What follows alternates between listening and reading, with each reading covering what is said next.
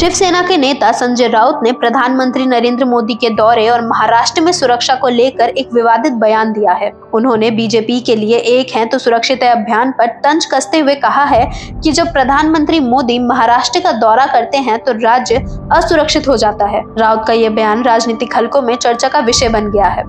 उन्होंने महाराष्ट्र में बीजेपी सरकार पर निशाना साधते हुए राज्य की सुरक्षा व्यवस्था पर गंभीर सवाल उठाए हैं। हाल ही में बीजेपी ने एक है तो सुरक्षित है अभियान शुरू किया है, जिसका उद्देश्य महाराष्ट्र में स्थिरता और एकता के जरिए सुरक्षा का संदेश देना है। इस अभियान में प्रधानमंत्री मोदी का भी प्रमुखता जिक्र किया गया है, जिसे जनता के बीच सकारात्मक छवि बनाने के लिए इस्तेमाल किया जा रहा है।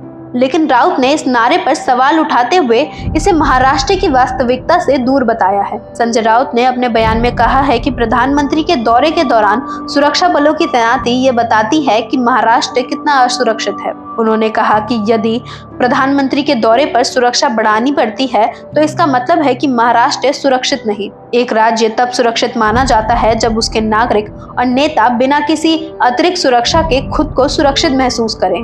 राउत ने यह भी कहा कि बीजेपी के नेतृत्व में महाराष्ट्र सरकार राज्य की सुरक्षा को लेकर गंभीर नहीं है और राज्य में अपराध, महिलाओं की सुरक्षा और कानूनी व्यवस्था के मुद्दों पर ध्यान नहीं दे रही है। राउत के बयान पर बीजेपी ने कड़ी प्रतिक्रिया दी है।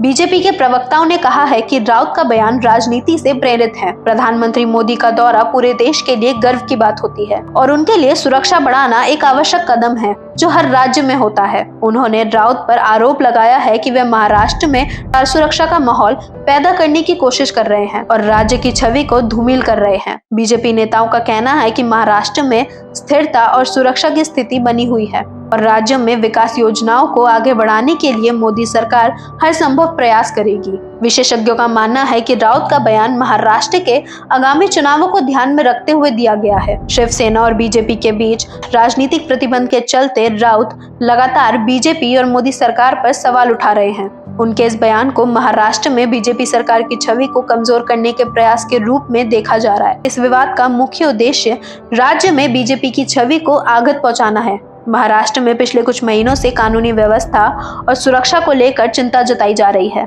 कुछ हिंसक घटनाओं और अपराधों में वृद्धि देखी गई है। शिवसेना और अन्य विपक्षी दल लगातार आरोप लगा रहे हैं कि बीजेपी की गठबंधन सरकार कानून व्यवस्था को संभालने में विफल रही है।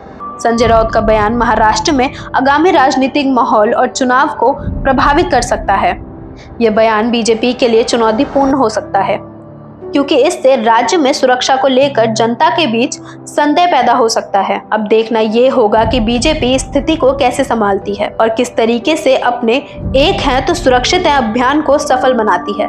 राउत के बयान ने महाराष्ट्र की राजनीति में नई बहस को जन्म दे दिया है। ऐसी और वीडियोस को देखने के लिए फॉलो करें डी इंडिया टीवी को। धन्यवाद।